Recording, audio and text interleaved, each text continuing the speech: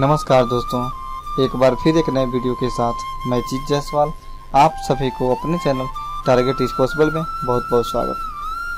दोस्तों, अगर आप भी आधार कार्ड में काम करते हैं या फिर पहले से काम करते हों या फिर कई लोग ऐसे हैं जो हाल ही में स्टार्ट किए हैं आधार कार्ड का काम करना और जो सोच रहे हैं कि आधार कार्ड में कैसे काम करें, तो दोस्तों कहीं ना कहीं जो ये नए नियम UID और CSC की तरफ से जारी हुए हैं, इसे सुन के कहीं ना कहीं आपके भी होश उड़ सकते हैं।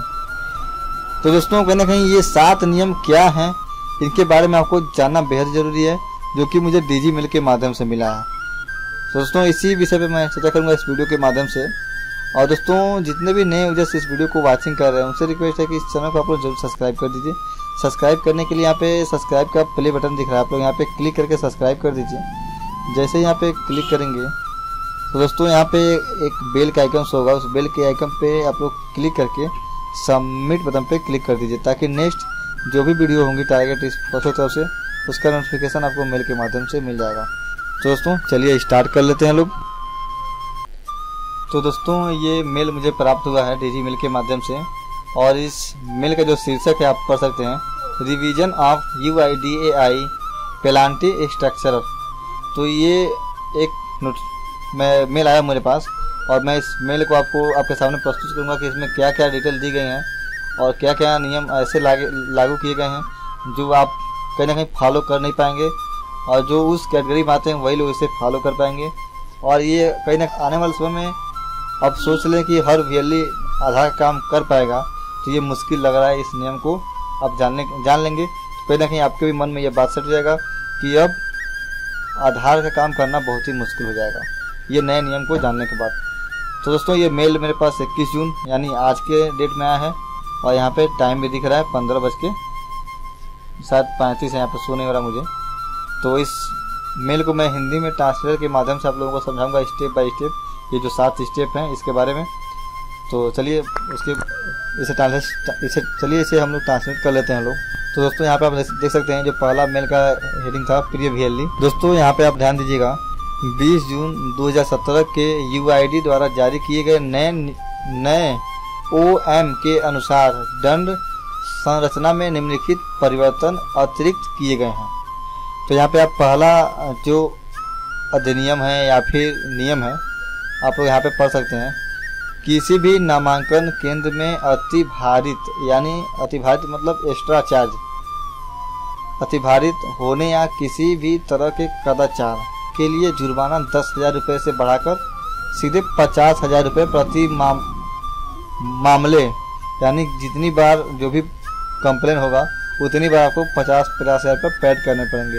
ये नहीं कि एक कंप्लेन गया तो उसको पैसा भर दिए या फिर 10 गया तो उतना ही पैसा भर दिए, नहीं, और एक का उतना ही और 10 का भी पर मामले के हिसाब से, यानी पर केस जो दर्ज होता है उस हिसाब से आपको जुर्माना देना पड़ेगा। ये कहीं ना कहीं बहुत ही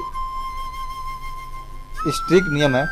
और यहाँ पे दोस्तों ध्यान दीजिए जो दूसरा नियम है, ऑपरेटर बायोमेट्रिक कैप्चर को बाईपास करने के विभिन्न मामलों के कारण UIDAI ने ऑपरेटर बायोमेट्रिक के बाईपास करने वाले या पाए जाने वाले को 1 लाख प्रति नामांकन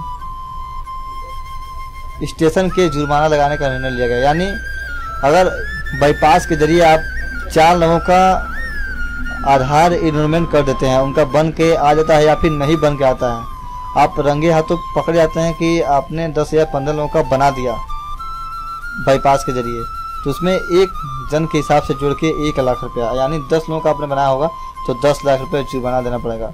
ये मत समझिए कि ये जो नियम जारी हुए हैं वे बकवास हैं। अगर आप पकड़े जाते हैं तो आपके पास पैसे हो या ना हो, आपकी पूरी ज़मीन जायदाद कुर्की हो जाएगी, यानी नीलामी करके पैसा ले सकते हैं लोग, ये UID वाले या फिर CSC वाले। तो आप लोग इससे बच के रहिए, ये बहुत ही खतरनाक नियम लग रहा है मुझे। और कहीं ना कहीं इसके बारे में मैं कई सारे वीडियो में इसके लिए मैं बता दिया हूँ कि आप बाईपास और क्लिक के चक्कर में ना पड़े, और जो भी बंदा आपसे बोलता है करने के लिए तो उसका कंप्लेंट आप डायरेक्टली UID से या फिर अपने CSC के बड़े अधिकारियों से कर सकते हैं।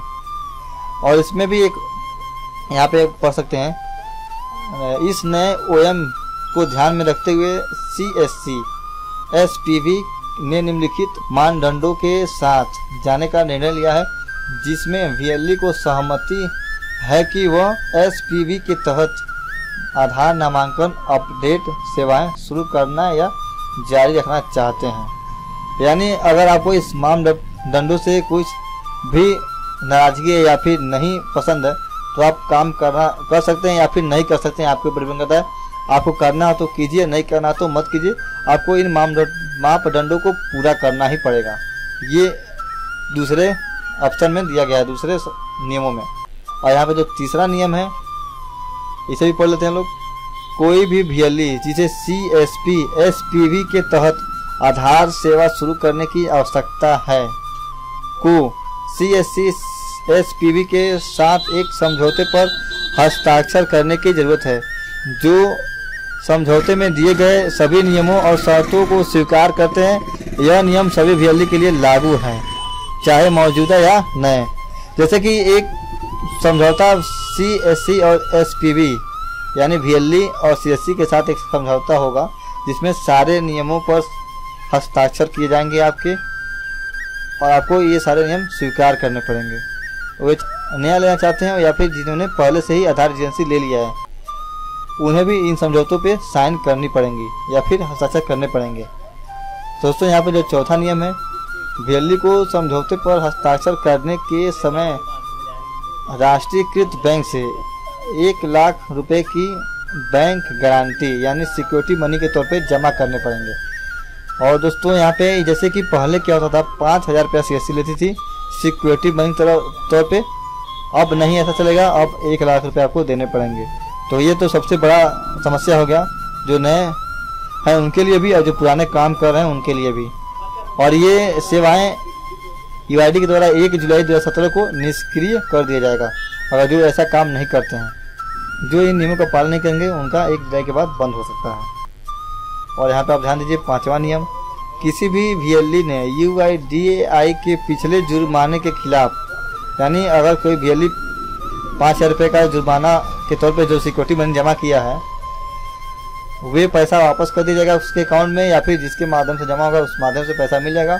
क्योंकि आपको अब 1 लाख रुपये देने हैं तो 5,000 रुपये तो आपको वापस हो ही जाएंगे। और यहाँ पे जो 6 नियम है, 6वां नियम है, उसमें क्या दिया गया है जानकारी, एक VLE को केवल अपने CSC ID से, यानी एक VLE को अपने ID पे 3 तरह की मशीनें चला सकता है, आधार किट, टैबलेट और UCL। उसके अलावा और भी कोई नहीं चला सकता है। और यहाँ पे 7वां देखिए, यदि किसी भी VLE के खिलाफ कदाचार उल्लंघन या बायोमेट्रिक बाईपास की कोई भी शिकायत दर्ज की जाती है तो उसकी बैंक गारंटी बर्खास्त हो जाएगी और उसका समझौता CSC SPV के साथ समाप्त हो जाएगा। उसकी सभी UIDAI की मशीन और ID निष्क्रिय हो जाएगी और आधार अधिनियम के अनुसार आवश्यक कार्रवाई भी की जा सकती है। ऐसा नहीं कि आपका पेनाल्टी करेगा, जो कार्रवाई नियम के हिसाब से होगा वो कार्रवाई भी होगी। तो दोस्तों कहीं ना कहीं ये जानकारी आप अपने यार दोस्तों के साथ शेयर करें, और कहीं ना कहीं ये बहुत बड़ा फैसला है UID का। तो दोस्तों मैं उम्मीद करता हूँ कि आप लोगों को ये जानकारी पसंद आई होगी। अगर आपके भी इस जानकारी के ऊपर कुछ सुझाव हो तो आप लोग कमेंट दीजिए, मैं आप उस कमेंट को पढ़ूंगा और मुझे जो अच्छा लगा उसके हिसाब से मैं जवाब दूंगा। तो दोस्तों इस वीडियो को ऐसे ही लाइक कीजिए, शेयर कीजिए, सब्सक्राइब कीजिए। सो थैंक्स, जय हिंद, वंदे मातरम।